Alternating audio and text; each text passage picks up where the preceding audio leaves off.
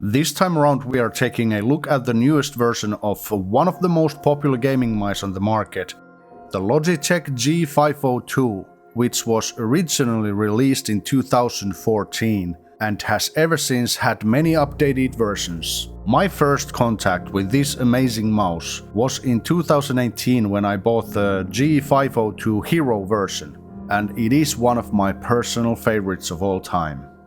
The king of the hill version today of this old warrior mouse is the G502 X Plus version, which I will be reviewing in this video. So this is a refresh of the 2019 G502 Lightspeed wireless mouse, bringing some new tech and RGB lighting into the game. Logitech has also released two other versions of this mouse, the basic G502X, which is a direct refresh of the G502 Hero version, and the G502X Lightspeed wireless, which is the same version than this Plus version, just without any RGB lighting. The new mice come with the newest innovation from Logitech, the Lightforce switches, which means a hybrid combination of optical and mechanical switches. This new technology is offering more reliable, long-lasting and faster switches with a tactile feel of a mechanical switch. Also in all of the mice is the couple of years old Hero 25K sensor, which is a very accurate and power efficient sensor altogether. A top-of-the-line sensor in all mice technology with 400 inches per second and 25,600 dots per inch movement tracking.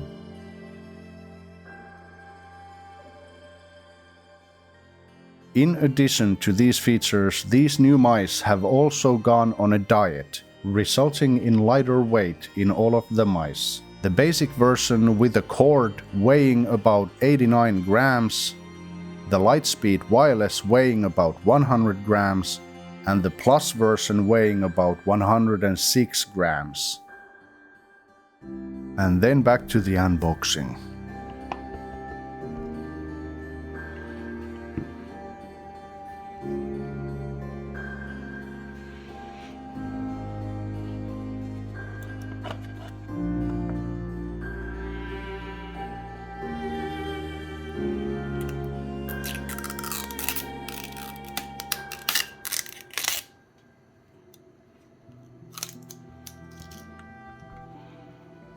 I'm really liking the design of the mouse. Of course, it's an award-winning design overall, this mouse, but it's really at its best with this new mouse.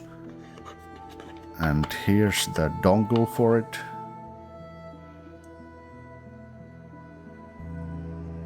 Which of course can be stored. Which way can you put it here? Is that right? Well, it fits there perfectly. And as you can see from the slot here under the mouse, you can use this with the PowerPlay wireless charging system.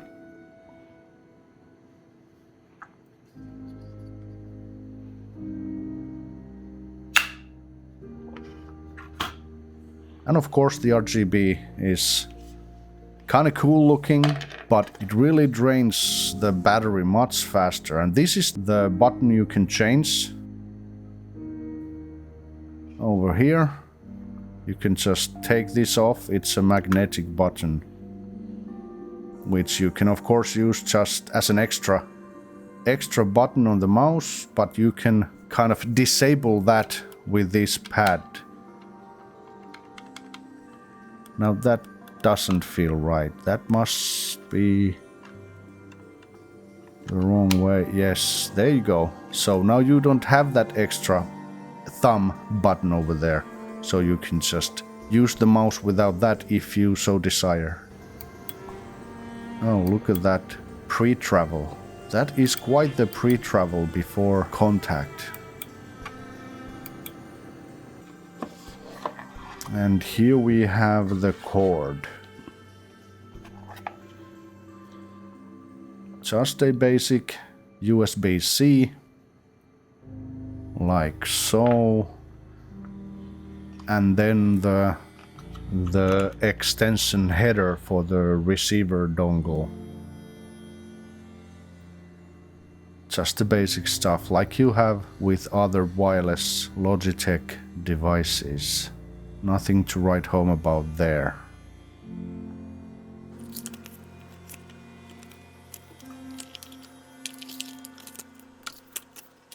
And here is a guide to battery removal for recycling, which of course it's nice to have this available.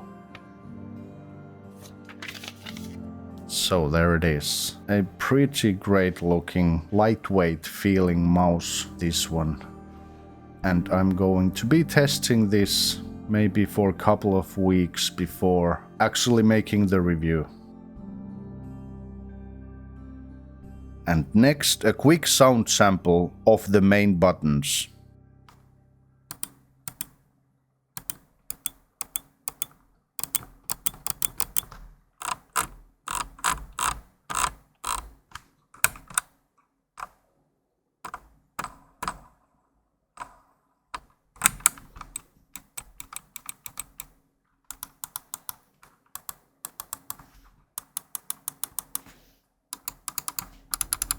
As you can hear, all the clicks are very tactile and somewhat loud, but that of course is to be expected from a high quality gaming mouse. If you want a nearly silent mouse, you better look elsewhere. As obvious as it can be, this mouse and its features can of course be controlled via the Logitech G Hub on PC. Here you can find all the settings and controls for all the buttons and the RGB lighting as per usual.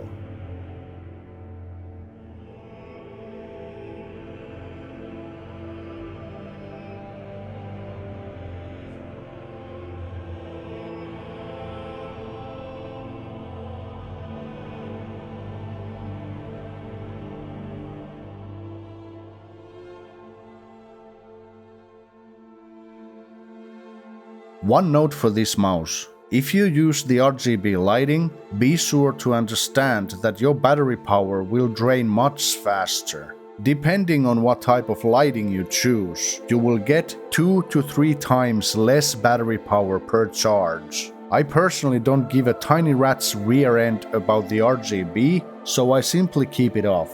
For this reason alone, the cheaper G502 X Lightspeed version without the RGB would be a much better choice for me, should I choose to spend my money on a mouse like this.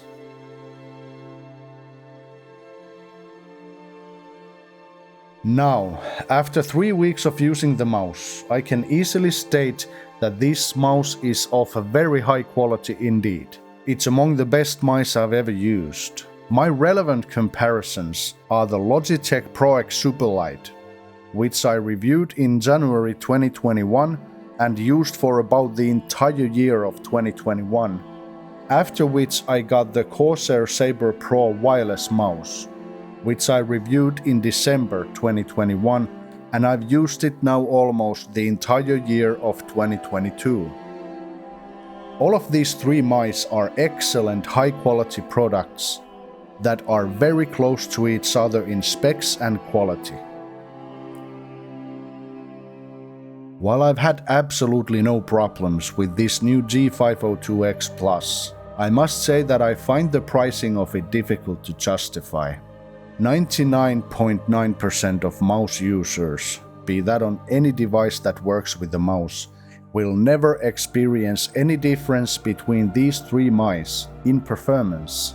Even though this G502 X Plus has the newest technology, even I struggle to find any difference in performance while gaming and doing computer stuff.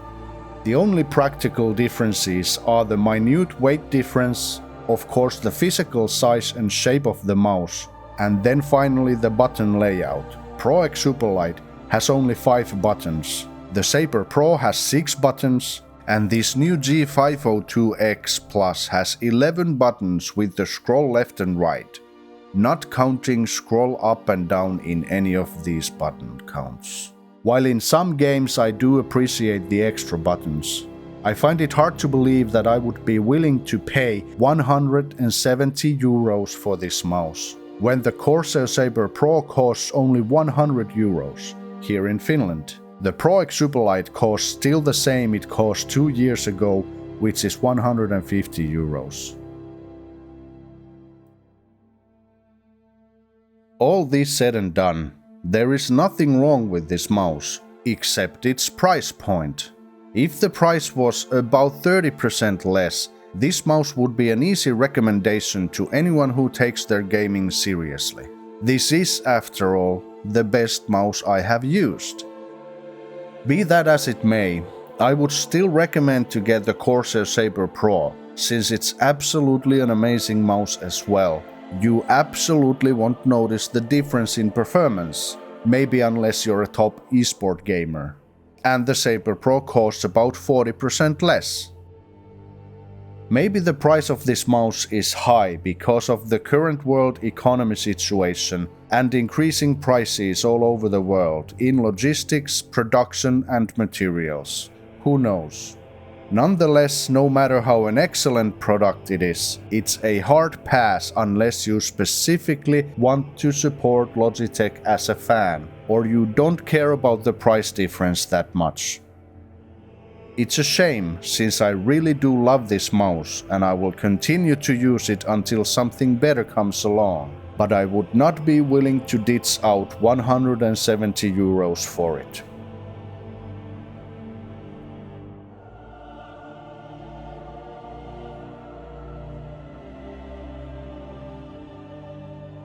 Thank you everyone for sticking with me to the end of the video. Also thank you Logitech for providing me with this great mouse to review it, even though my sentiment on it might not be the most supportive of the product, or its price at least. All you people still here with me at the end, stay safe and healthy, and I will see you sometime later again.